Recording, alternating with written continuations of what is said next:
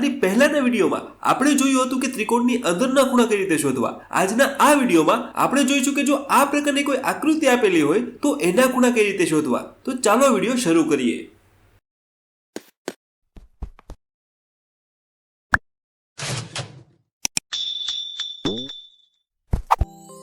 પહેલા તો એક વસ્તુ ખાસ યાદ રાખી લેજો કે જો કોઈ રેખા બીજી રેખાને છેદે ત્યારે તેનાથી બનતા સામે સામેના ખૂણા સમાન હોય છે.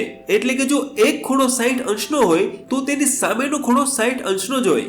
એવી જ રીતે જો એક ખૂણો 120 અંશનો હોય તો તેની સામેનો ખૂણો 120 અંશનો જ હોય. ખૂણાની આ જોડને અભિકોણની જોડ કહે છે. એટલે આપણે માત્ર એટલું જ યાદ રાખવાનું છે કે જ્યારે કોઈ બે રેખા એકબીજાને છેદે ત્યારે તેનાથી બનતા સામે સામેના ખૂણા સમાન હોય છે. હવે આપણે આકૃતિ જોઈએ. અહીંયા આપણે x અને y બંને શોધવાના છે અને ઉપર આપણને 80 અંશ આપેલા છે. હવે અહીં બરાબર ધ્યાન રાખજો. હવે નીચેનો ભાગ જો આપણે ગાયબ કરી દઈએ તો ઉપર જુઓ, અહીંયા આપણને અભિકોણની જોડ દેખાય છે. ઉપર 80 અંશ છે તો નીચે y પણ 80 અંશ જ હોય. એટલે આપણને y મળી ગયો છે. y બરાબર 80 અંશ જે છે અભિકોણની જોડ. હવે નીચેનો ભાગ પાછો લઈ આવીએ.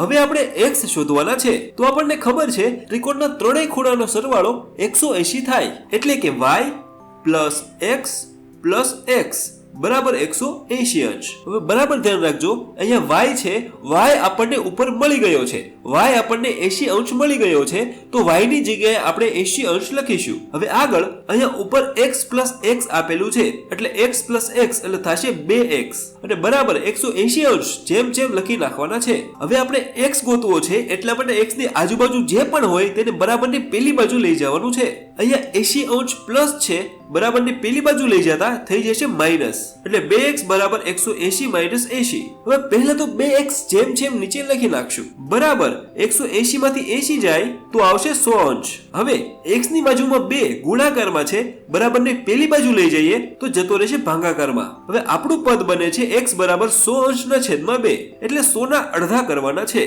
100 ના અડધા થાય છે 50 તો 50 દુ 100 તો આપણને x મળી ગયો છે x બરાબર 50 અંશ. તો આપણને આપણા ખૂણા મળી ગયા છે. x છે 50 અંશ અને y છે 80 અંશ. તો જ્યારે પણ આ પ્રકારની આકૃતિ આપેલી હોય ત્યારે આ રીતે ખૂણા શોધવાના. તો આપણો વિડીયો અહીંયા પૂરો થાય છે અને પ્રેક્ટિસ માટેનો દાખલો તમારી સ્ક્રીન ઉપર દેખાય છે. આ ગણજો અને પ્રેક્ટિસ કરજો. ચલો હું મળું હવે આગળના વિડીયોમાં.